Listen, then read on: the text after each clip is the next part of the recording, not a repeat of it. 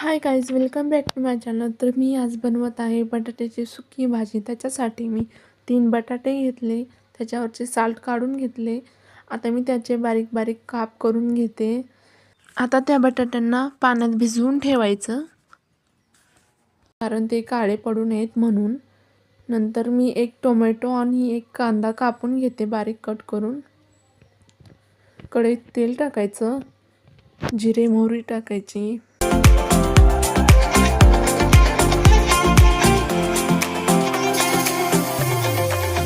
लसूण मीठ टाकून घ्यायचं.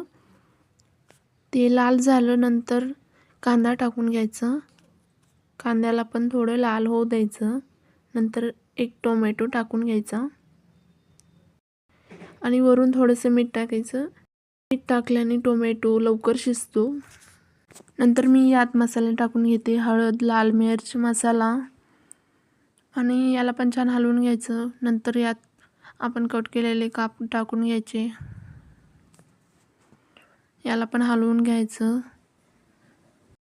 बटाटे मऊ होईपर्यंत शिजवून घ्यायचं आहे.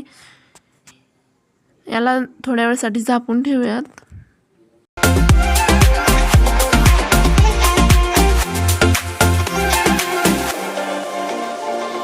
तर झाली आहे भाजी शिजून तयार.